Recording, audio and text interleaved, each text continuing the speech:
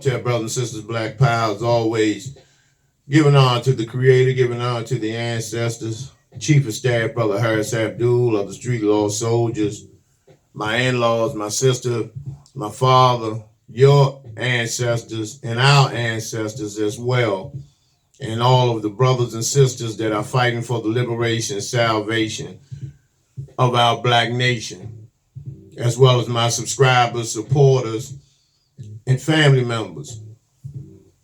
Of course, this is April 4th.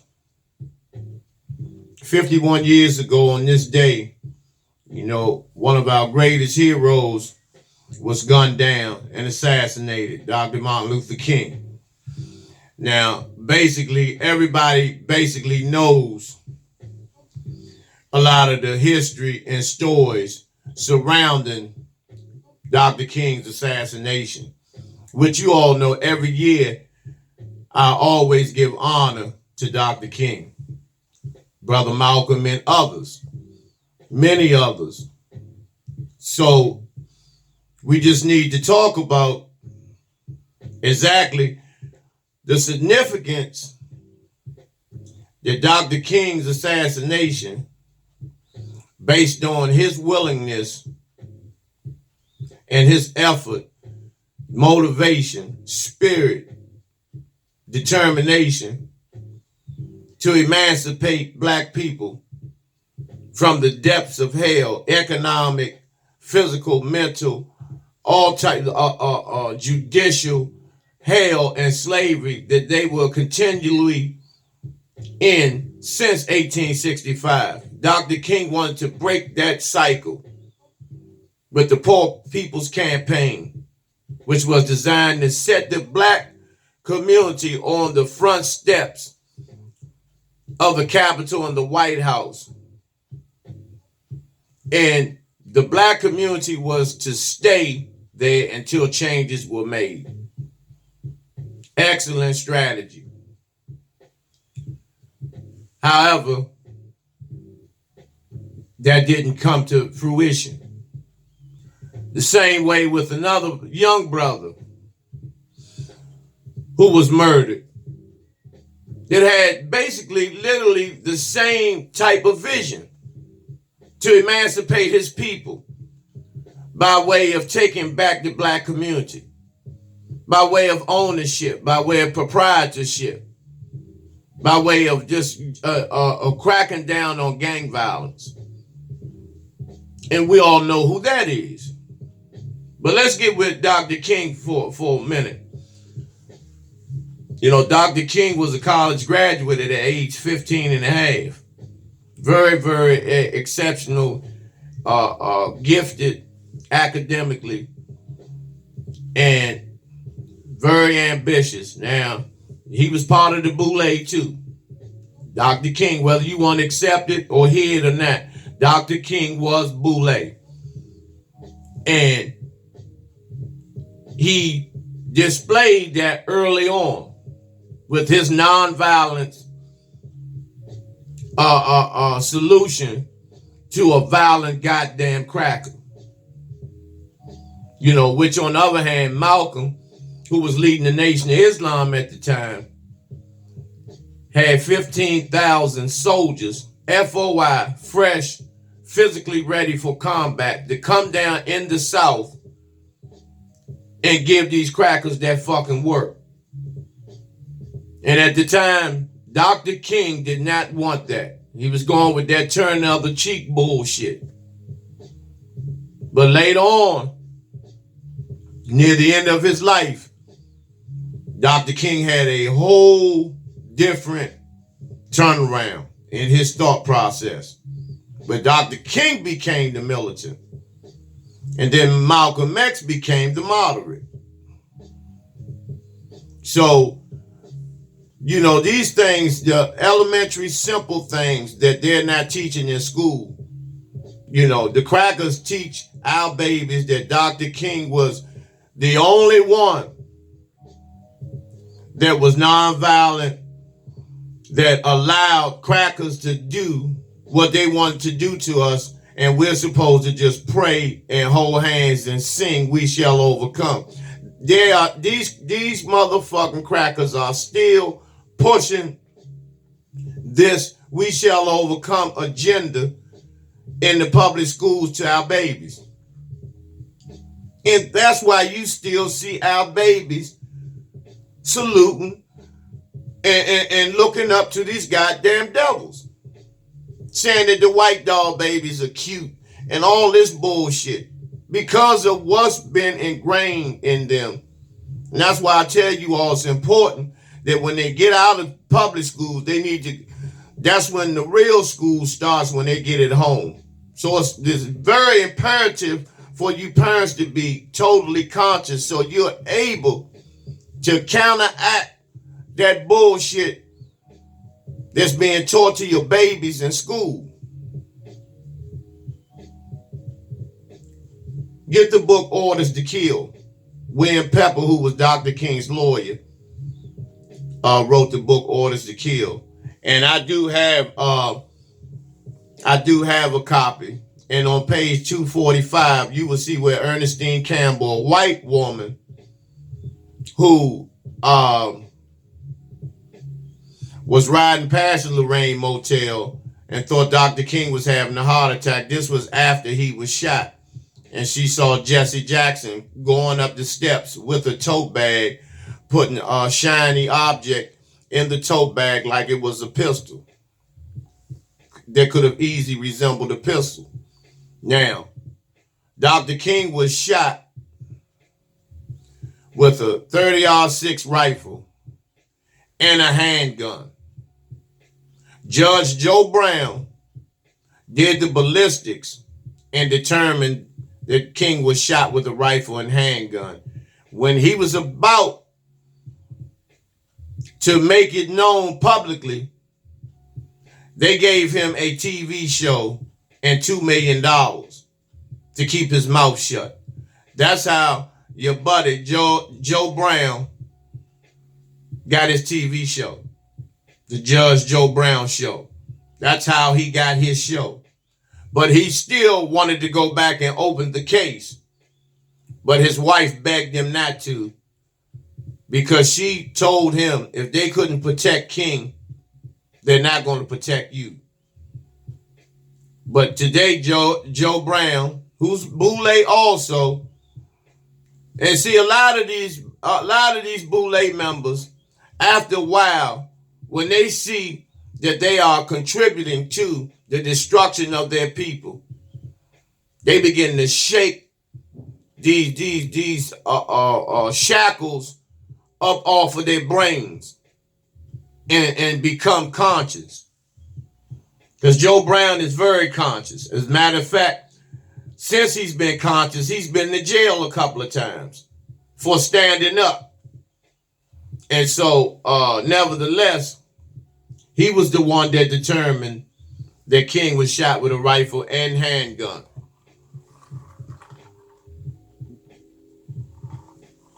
Now, Billy Kyles, I'll get to him in a minute. But let me just go down. James Earl Ray was accused of killing Dr. King. Reason being, there was another guy, Raul Pereira, who was a CIA, FBI mercenary. In other words, he was a government hitman. He and James Earl Ray were together in the white Mustang. And when they went up to the rooming house, Raul gave James Earl Ray the rifle to take upstairs. Now, James Earl Ray had no gloves on, and his prints were on the weapon. That's how James Earl Ray received the charge for killing Dr. King, although he was not the trigger man. Because they had, between Raul Pereira, the U.S. Army Green Beret sniper team that was on the roof of the firehouse that was adjacent to the Lorraine Motel, and the rooming house that was behind the bushes, behind the fence, catty-cornered of the Lorraine Motel. So, The fake pointing. This is called the fake pointing picture. How did all these people know where the shot come from, and they weren't even looking in the direction of the shot? Because Andy Young, Billy Cowles, Muriel McCullough, who was a CIA FBI informant, was to ensure that Dr. King, the assassination, would go through. See, everybody with the exception of Ralph Abernathy was in on this assassination. Now, just like the woman cleaning up the rooms. What is she doing cleaning up the rooms at 6 o'clock in the evening? They clean rooms at 11, 12 o'clock. They're done. And she received $1,000 from an anonymous source every Christmas until she passed. Apparently for keeping her mouth shut. There, Dr. King lays on the balcony of the Lorraine Motel with his side of his face wide open from that rifle shot. And so you have all these people pointing one way, and Jesse's coming up the steps in the opposite direction. See, this is how our people play into the demise of our heroes and sheroes. Just think about it, brothers and sisters. How many of our heroes and sheroes will still be alive if no niggas were involved in any assassinations? If there were no blacks involved in any assassination of black heroes and sheroes, how many of them would be still living today? Probably 99%. And it's the same way today. It's done in the family structure. Family members tear each other down, assassinate one another's character. They have to belittle each other because you take out on your family what you're afraid to step to in your workplace, what you're afraid to step to in society. What you do is run home with your tail tucked between your legs. And this is where a lot of domestic violence kicks in there. When some of you weak ass niggas that are afraid to tell your supervisor or your manager that your child is sick or you need to take off or you're not making enough money. And you're allowing him to tell you that people like you are a dime a dozen out there. And that you better do double the work that I've asked you to. So you take that frustration out on your family. Instead of dealing with smacking the shit out this motherfucking cracker. Nevertheless, Dr. King lied in state. And as we know, that created all types of riots all over the country. Washington, D.C. was nearly burnt to a crisp. Now, this is Dexter King, who would visit, along with Coretta and the other children, would visit James Earl Ray regularly, put money on his books, and come and visit him after church. Not every Sunday, but maybe once a month, sometimes twice a month, because they knew that he was not the trigger man in in her husband's murder. And Coretta became a conspiracy theorist after her husband's murder. But Stevie Wonder could see that James Earl Ray was not the trigger man.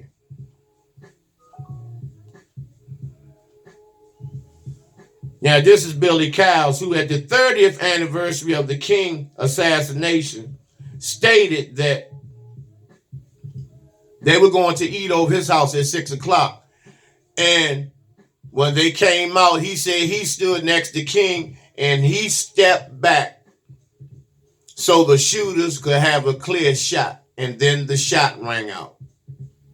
I'm just paraphrasing what he said. Now, this is, if you can look this up yourself, go on YouTube and type in Jesse Jackson killed Martin Luther King, and you will see Dick Gregory and Steve Coakley show the film clip of Billy Cowles saying the same thing that I'm telling you now, that he moved out the way so the shooters could have a clear shot at Dr. King. Coretta Scott King. Coretta Scott, before she met Dr. King, was a gorgeous country woman, educated. She had a lot of class, a lot of poise. Very, very mannerful, very committed woman. Very, very committed woman. You know, although it is said, I don't have any proof that Dr. King, got his freak on, several times. And it's even said that he had white bitches. And the night before he was murdered in the hotel, they said he had 2 white bitches up in the hotel. And that's why he didn't want to make that speech at the Masonic Temple and sent Ralph over there. But the crowd demanded Dr. King. And so Dr. King came over and made the speech where he said he wasn't afraid of anybody. His eyes had seen the coming of the glory, the coming of the Lord and all that the night before he was murdered. Coretta Scott King became a conspiracy theorist until the day she passed. Very committed, very committed. She wasn't a tongue-biting woman, straightforward, but very kind at the same time. Now, Bobby King, before I get there, this is Alberta King and Martin Luther King Sr., the first. Alberta King was murdered as well in the church, playing the piano in the church. She was shot in the head by a devil. And so the King family has had some tragedies, take place. But, this poor woman was executed in church. She was a piano player in her church and was executed in church. That has to be a hell of a thing. And may Sister Alberta, may you rest in power. May you rest in power, Queen. She is one of our greatest ancestors as well, although a lot of times she's forgotten about. This big ear, camel breath, hunky from Texas, Lyndon B. Johnson, who signed the Civil Rights Act of 1964, hated Dr. King, along with Gay Edgar Hoover, who was behind the entire assassination, was pissed at Johnson when he created the Civil Rights Act of 1964. That burnt J. Edgar Hoover. That burnt him up. Now, don't get me wrong, J. Edgar Hoover actually ran this country for years, despite who was the fucking president. He did not give a fuck, especially during the Kennedy administration. Now, niggas still hollering about how good the Kennedys were and all this bullshit. The Kennedys wasn't shit either. They weren't shit either.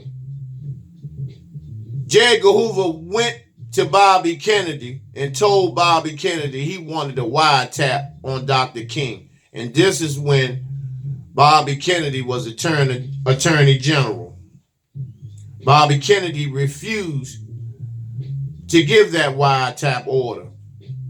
But J. Edgar Hoover threatened Bobby Kennedy by saying if he didn't order the wiretap on Dr. King, that he would show the pictures of Bobby Kennedy and Jack Kennedy bringing Marilyn Monroe's body into the hotel after she was murdered.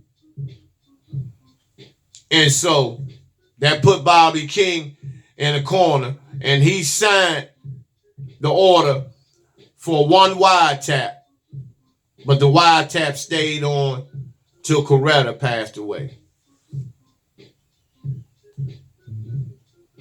This is the three kings. Well, two kings and a queen. Martin Luther King Sr., Martin Luther King Jr., and Martin Luther King III, who is actually Martin Luther Queen, because he is just as gay as all outdoors. And you would think that someone that had a father like Dr. King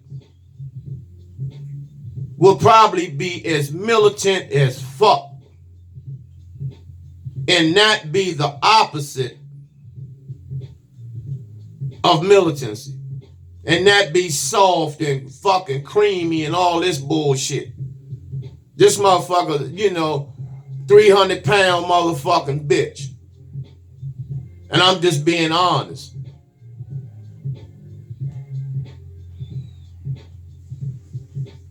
These are the King's siblings, in which they fought tooth and nail. You had Bernice, Yolanda, Dexter, and Martin III. And they fought over Dr. King's. Recently, they were taking each other to court, fighting over ownership of his Nobel Peace Prize and his Bible. They were trying to sell it. They were already millionaires, and they went through that money from being greedy, from being corrupt, from just pawning Dr. King's worldly possessions like crackheads, which is a fucking shame. And none of them have followed the legacy of their father or their mother. None of them.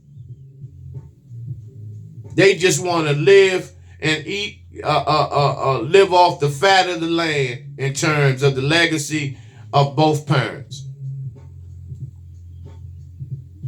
And see, this is what I'll be telling you all about this greed and, how motherfuckers, family members can be so fucking devious. That man gave his life. That man gave his life for black people. And see, a lot of times, a lot of our heroes, they know that their time is coming near because, number one, they don't have the protection that they need. Number two, it's always somebody that's close that's giving out the information and setting everything up. For example, let's talk like Nipsey Hussle, for example. He was trying to work with the gang unit in LA to try to crush gang activity. Just gang activity. And he wanted to make the Bloods and Crips truce and build community by community up and provide jobs, millions of jobs for those brothers down there on the West Coast in hopes that it would spread it'd be like an epidemic. And then athletes and other athletes and entertainers that have money would want to see their people up on a up incline, because niggas like Steve Harvey and all types of monkey motherfuckers like that, Oprah, Tyler Perry, all these types of motherfuckers, Jordan, Eddie Murphy, you know, Jay-Z, all those type of motherfuckers that, you know, take pride and glorify having their foot economically on the necks of their own people. If I was wealthy, I would want everybody to eat. That's the only, I wouldn't want to eat by myself at the table. I want the table to be plentiful with everyone around the table eating. But you got, you know, this cracker has taught our people how to be so selfish and how to be so honorary and develop a high level of insensitivity to the suffering of their own people. But the cracker will take care of his in your face with your money. Example, a CD sale that goes platinum. Because see, the cracker doesn't, you never see the motherfucking real owners. All you see is the slaves. All you see is the slaves. The master and the plantation, they don't care about being in the limelight. And so what they do is take the earnings of the slave and give it to their children and teach you not to give your children anything. And then a lot of y'all talking about you'll call a black person racist. Everybody is racist. And see, those are them bourgeois niggas that really don't think. They really, after all of these years and centuries of us being fucked around, even to this day, still don't believe that the white man is setting your ass up for annihilation. Don't believe, and it's not that you don't believe, you don't want to accept that they got 1 million goddamn caskets in Madison, Georgia on the side of the road in clear view for you niggas to see. That FEMA has took all the military installations and turned them into detention camps. That the Walmarts run underground. See, you don't want to accept that because you got faith in your fucking white man. But for real, you niggas like that are scared. You're scared. You're scared to stand up and fight. You'll fight your own. You'll fight your family members.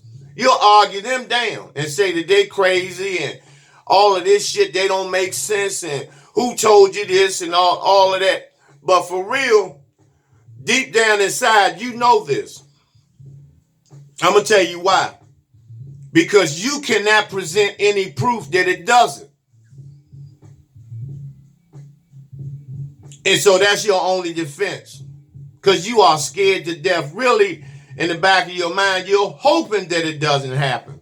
But you know it's a great possibility, 99% possibility that it will, based on the history of this motherfucking cracker. Based on the history of this motherfucking cracker.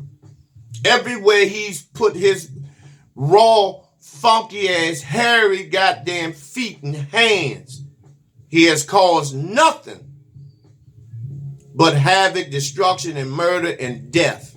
All 196,940,000 square miles of the planet Earth. This cracker has caused nothing but havoc. And then they sit back and say, look at these niggas. Why are these niggas killing themselves? They put the drugs in the community. They put the guns in the community. Fluoride in the toothpaste. Miseducate the people. Selling this GMO foods. The pharmaceutical companies pumping out people with drugs. Making them docile. Numbing their brain cells. Mass incarceration. And you mean to tell me that you don't see this cracker as being a goddamn demon? All the motherfucking shows that's on, they spend more time talking about a missing dog than they do a black man or woman that is murdered like an animal in the streets. And they kill us and they walk. They fix it where the cracker, the police is the fucking victim. This is for you niggas, you know, you house niggas, you niggas that, you know, you praise your job and, you know, you eat over Bob's every summer for his annual cookout because they got, you know, you and 4 other niggas, you know, to make y'all feel welcome. So when the term racists come up, they can say that they use y'all was over there and ate and broke bread with them. And those are the worst motherfucking racists. The ones that invite you over, spit all in your motherfucking on your hamburger, and use you. Then you come home and you look down on your people because you got a couple of more dollars than the next motherfucker. You know, you won't help your own people. You know, we have to beg each other for change. But when it comes to that cracker, whether it's his new clothing line or whatever, you know, because Nike, Adidas, Timberland, and all that, you know, we give our all to that shit. But when somebody say, let's do something for the people that are dying in the streets, it's 1,000 goddamn excuses. You want to do something, take the energy and legacy and spirit of Martin Luther King today. Start today. And go out and try to make some changes. Because one person can do a lot of damage. One person can also make a lot of changes. One person. Let that person be you. Stand up, black man. Stand up, black woman. Let's just stop falling for this bullshit, letting them kill our people every day, letting them use us to take us out. And they sit back and they move to the next person, just trying to liberate. And the next, and the next, and the next.